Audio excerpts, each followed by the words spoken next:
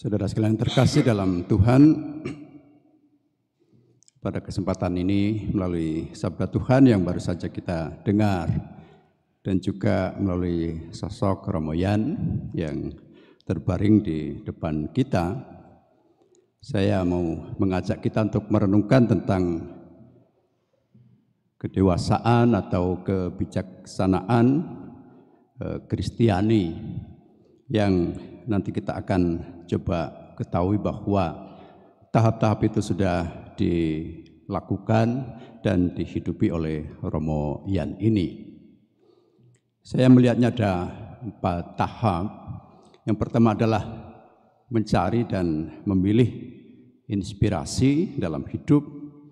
Kemudian yang kedua, mencari dan memilih teladan dalam hidup.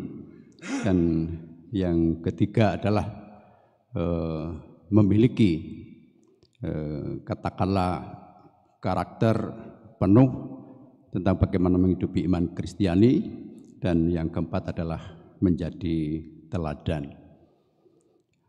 Tidak kita lupakan bahwa yang utama adalah Kristus menjadi teladan utama. Lalu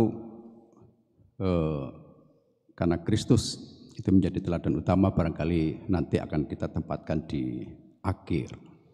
Inspirasi, saya kira Romo Yan sudah mengalami itu lewat keinginannya untuk pada akhirnya menjadi imam dan juga menjadi misionaris. Berarti ada inspirasi yang diambil dari para misionaris sebelumnya atau terdahulu, yang kemudian menggerakkan Romo Yan untuk pada akhirnya memilih menjadi imam dan misionaris yang akhirnya boleh disebut terdampar di Indonesia ini. Inspirasi biasanya memang tidak semua atau tidak mewakili apa yang menjadi keutamaan dari pribadi seseorang. Kita mengambilnya barangkali hanya sedikit, ya. Mengambil inspirasi dari para kudus, mengambil inspirasi dari tokoh-tokoh besar dunia yang kemudian kita mencoba untuk mengikutinya walaupun dengan cara yang berbeda seturut kemampuan kita sendiri. Lalu setelahnya kita mengambil yang namanya teladan.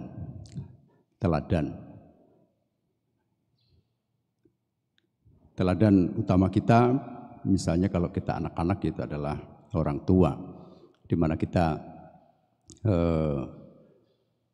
dibentuk atau diberi dasar dalam perkembangan diri kita untuk kemudian menjadi anak-anak yang baik, anak-anak yang pada suatu ketika punya keutamaan-keutamaan yang seringkali memang kemudian berasal dari keluarga, hasil dari didikan orang tua. Kita juga mengambil teladan dari orang-orang lain yang sudah lebih dahulu katakanlah sukses atau berhasil juga dalam hidup, baik secara lahiriah maupun dalam kerohanian, dan kemudian kita katakan itulah teladan kita. Memang teladan utama tadi saya katakan adalah Yesus Kristus, karena dia adalah manusia sempurna yang kemudian dengan datang ke dunia sebagai firman yang menjadi manusia, dia menjadi tolok ukur dan standar bagi kita semua yang akan mengikuti dia.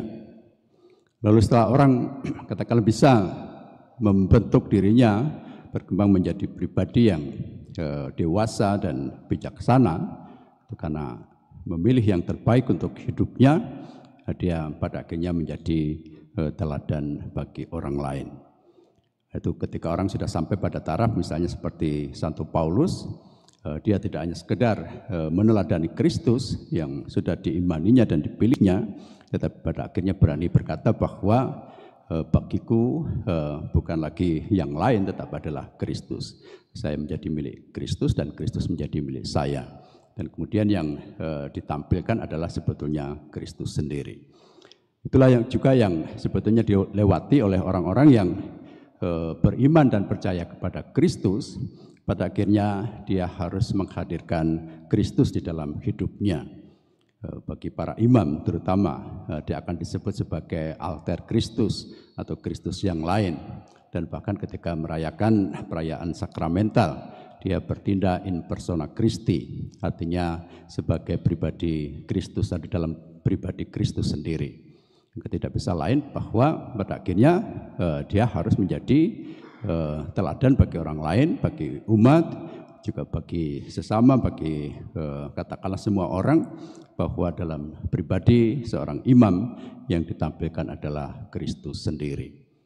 Maka kemudian pewartaannya, apa yang dihidupinya, cara dia berkata, cara dia bertindak, itu adalah sebetulnya pribadi Kristus sendiri yang disampaikan. Sehingga orang juga yang melihatnya, orang yang merasakan kedekatannya, merasakan kehadiran Kristus sendiri. Nah, Romoyan ini saya kira sudah mencapai tahap itu semua. Dan mungkin kita akan katakan dia sebagai inspirasi, karyanya yang dibuatnya selama ini juga sebagai teladan, ya. Tapi kita tentu sebetulnya masing-masing dipanggil untuk bisa sampai pada taraf itu, yaitu menjadikan kita punya martabat yang baru sebagai anak-anak Allah, yang kemudian dalam hakikat sebagai anak-anak Allah itu sebetulnya tidak lain juga dengan maksud supaya kita mewartakan dan menampilkan diri Kristus. Romoyan tidak pernah banyak bicara, dan saya sampai detik ini masih punya rahasia yang tidak mendapat jawaban dari Romoyan. Ketika saya masih frater atau seminaris dulu, kemudian frater, kalau liburan itu tidak pernah diajak untuk keliling ke stasi-stasi di Paroki Curup. Jadi walaupun saya anak Paroki Curup, tapi sampai detik ini masih ada stasi yang saya tidak tahu. Dan saya baru misalnya pergi ke Kepayang dan Muara Aman itu setelah saya jadi imam. Nah, saya tanya pada waktu usia Romoyan ke-96 kalau tidak salah, dipestakan di Sindang. Saya mau tanya kepada Romoyan, kenapa saya tidak pernah boleh ikut untuk pergi ke stasi-stasi. Kalau libur saya selalu disuruh tinggal di rumah di Sindang. Ya. Kemudian apa jawaban Romoyan? Ya, dia katakan, ya kamu tidak perlu tahu stasi-stasi, tapi sekarang sudah jadi imam dan sekolah di Perancis, kamu sudah sampai ke kampung saya. Jadi jawabannya demikian. Ya, saya tidak tahu apakah maksudnya menjaga panggilan saya, ya, supaya saya tidak mendapat kesulitan atau mungkin berubah pikiran karena tahu stasinya sulit begitu, ya. Lalu mundur jadi imam, saya tidak tahu persis. Jadi nanti saya tanyakan sendiri, tidak usah saya sampaikan pada saudara sekalian. Nah, tidak banyak bicara, tetapi saya kira juga sudah menjadi inspirasi sekaligus teladan dan katakanlah standar yang menjiwai kami, terutama kami yang ada di Sindang dan dari Sindang, untuk pada akhirnya juga banyak yang memilih panggilan untuk menjadi imam.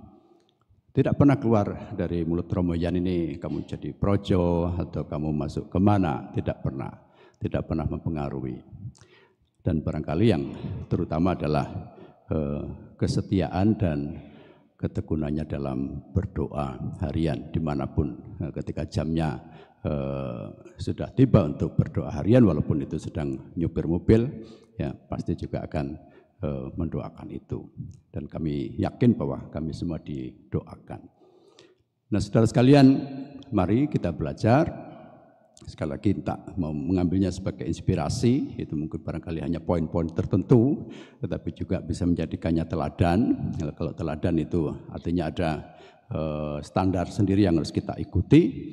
Namun mari kita semua berjuang untuk mengambil keteladanan pada figur, sosok yang utama, yaitu pribadi Allah yang menjadi manusia dalam diri Yesus dari Nazaret.